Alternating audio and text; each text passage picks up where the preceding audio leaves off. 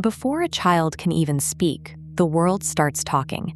In the delivery room, a quick glance from a doctor usually prompts the very first sentence of a person's life. It's a boy or it's a girl. That single observation instantly triggers a cascade of paperwork. The medical assessment is stamped onto a birth certificate, locking the infant into a lifelong administrative category. From there, that legal marker dictates the physical world the child enters. It decides the color of the nursery was, the style of the blankets, and the specific aesthetic of the toys waiting in the crib. Families naturally take those cues and begin building a future. They imagine hobbies, map out responsibilities, and encourage behaviors that perfectly align with the biological assumption they were handed. Long before an infant has the cognitive ability to form the word I, the adults around them have already written an exhaustive script detailing exactly who they are supposed to be. Parents usually build these expectations out of profound love. It's how a family welcomes a new life and tries to make meaning out of a mystery. The friction begins because this entire narrative was drafted before the child had a voice. It rests entirely on an external assumption, and a person's internal experience does not always mirror what people see on the outside.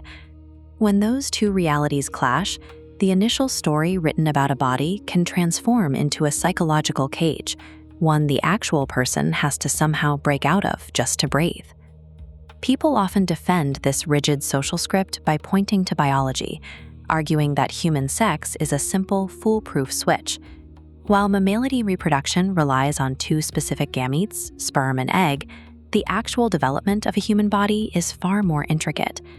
This chart maps out sex development as a chronological conversation. X or Y chromosomes trigger genetic pathways, signaling the formation of specific tissues. These tissues produce hormones, but cells must possess functioning receptors to hear them. If unreceived, the developmental path shifts. Intersex variations provide physical proof of this complexity. They show us that these overlapping layers of development, chromosomes, hormones, and anatomy, do not always line up in perfect binary synchronization. These variations stand as natural evidence that human development is highly layered and naturally prone to multi-system divergence. Using biology as a weapon to enforce strict social roles misreads the science. The body is a living, unfolding process, not an industrial machine stamping out identical parts. As children grow, they become what psychologists call gender detectives. They constantly scan their environments, quickly learning which behaviors earn them warm affection and which ones trigger sharp correction from the adults around them. For a transgender or gender nonconforming child, this creates a profound disconnect. They begin to realize their internal, experiential sense of self directly violates the script they were assigned at birth. When revealing this divergence, it often triggers a feedback loop of fear. The child's authenticity sparks adult panic, leading to strict control, which amplifies the child's distress.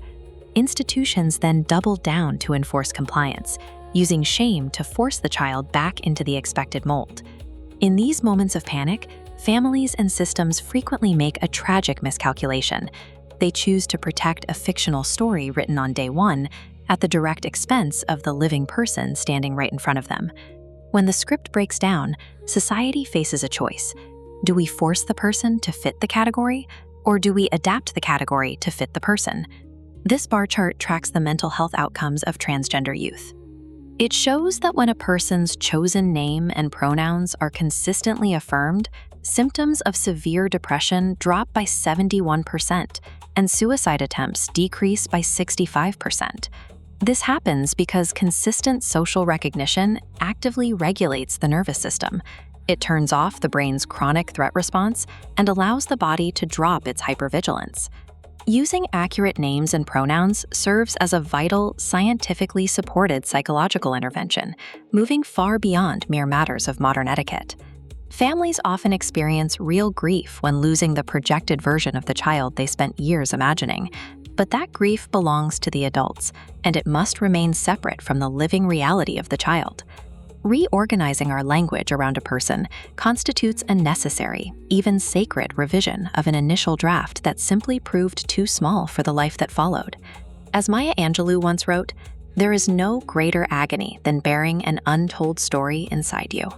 Revising the script does not erase biological complexity or family history.